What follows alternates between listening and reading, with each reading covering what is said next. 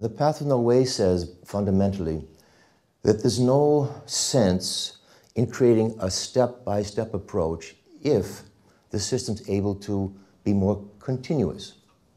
So we talked a lot about formal spirituality and essential spirituality. Formal means much more that we have traditions which are very useful, very important, and great learning processes, but often they get stuck in boxes. And so the question back in the old days was, is it possible to open that up to a more essential, quicker, but also more intense process that required less working through of the situations? So that's in fact what happened, and so the Path of No Way suggests that it's something moving through us. The spirit is not something we have to seek. The idea of a freedom and a happiness already exists within us. It's not a goal that's outside, something we have to work towards. It's very often the case that the working on something actually prevents this freedom from being there. If you take a kind of a picture of it, you might think of a stream of water, if you would. And on the sides of the banks are where traditional religions often move. That is, they look at the stream and suggest, how can we move into the stream? Often the path is already worn. The steps are there. That is, you move along in a certain very step approach. This work suggests, let's look at the stream as already existing, and is it possible to move directly into the stream without all the steps? Now, the quality of that means that it takes more courage, obviously, but also the research to go into it is to find out, not theoretically could it be, but in your own body, is there something that moves through you?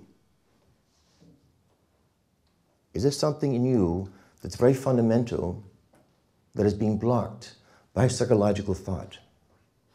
So in this aspect, we say the body is never a problem. We use it as a resource. The thoughts themselves are also not a problem if we allow them to pass through. So we're not busy on trying to regulate thoughts. For example, in many meditation practices, you may realize the idea is to try to still the mind, to make it one-pointed, called ekagrata. We suggest in this work that the one-pointedness already exists, and if you allow the things that are blocking it one by one to be looked at, that this one-pointedness emerges automatically. We talk about parting of the reeds. Reeds are grass, tall grass.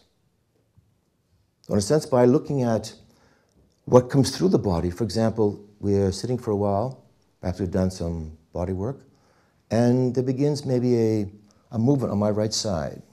Perhaps it's a pain or something. And in this kind of inquiry, we go into what is the pain in a moment.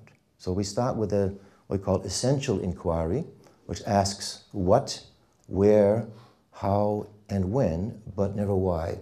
The reason is that why often leads to more explanations. So we start very clearly with a direct body experience. So it's a felt spirituality, not a thought about spirituality, or one that we follow a certain pattern to it.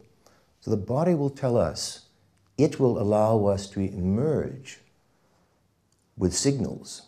Now, what we found over the years with our research is that since we're mostly water, between 50 and 80% water anyway, there is a natural movement coming through us. And if we found what's called the resonation, which means a movement back and forth, automatically a certain peace is experienced. Now, many of you know we don't often experience that peace so often. It's because we're in dissonance. The waves of movement, what's outside, what's inside, the political situations, the cultural influences, don't often come together. The Hawaiians talk about it as opupu, one with the waves. And so in a sense, if we're able to tune into the quality that is in you, the things you're doing, the feelings you have, the relationships, automatically peace is felt. So the point is, it's not a goal that we're looking towards, whether it's freedom, peace, or truth, in fact. It exists. It is there. And we're asking us to look at the things that block that process. What kind of things am I doing in my life that are dissonant? For example, the relationships. You're with somebody, you say you love this person, and yet when it comes down to a deeper melting, something emerges in us that wants to create a problem out of it. It could be something very small, almost a nothing. It's like we have to disturb that simplicity. So instead of allowing ourselves to melt at a deeper level, we create a problem. That's where it becomes dissonant. Over time, what happens is, even when we're very small, we begin to identify with things that are not us. The word identity means to repeat. So if we are doing things that are constantly dissonant, we become that dissonance, that part that doesn't fit together. And therefore, things called spiritual and natural and spontaneous are strange to us. This tradition is an old tradition. It's called Sahaja Yoga. It means it's a process of spontaneous spirituality. It's not very well known, by the way, but it's an ancient tradition and suggests that all forms hinder the spontaneity of being spiritual. It's also a little interesting, if you look at Ramana's work, you can almost never find a word called spiritual in his books. In other words, when it's so essential, so present, there's no word for it. So we become quite distant from that approach very often in our psychological senses, and we're trying to be spiritual, trying to seek peace, and we see in the world how that turns out, generally not so well. Can we create peace? Can we make love? Could it be, as a question mark, that the work we're doing in the world and on ourselves is in fact part of the problem? Could it be a lot easier without making it oversimplified? That's important as well. But is it more simple, perhaps? When we stop working, trying, at the same time holding back part of the stream that already exists. And we become aliens to ourselves and don't recognize it. So this work suggests, is there a way to make a connection with that essential part of you that knows the answer already, that allows one movement at a time, very much like homeopathy, in fact, that one disease, one disturbance after the other comes up. You don't always have to deal with it in a sense of working it through. It ultimately becomes aware. And when that awareness happens, the power that disturbs who you are is released. So part, peace here, a peace there, a movement, the body signals. We talk a lot about life messages. That is that you may know yourselves that you meet somebody suddenly, you don't know why, at this point in life, that person is in your life. That's part of the resonation. Why this job? Why this accident?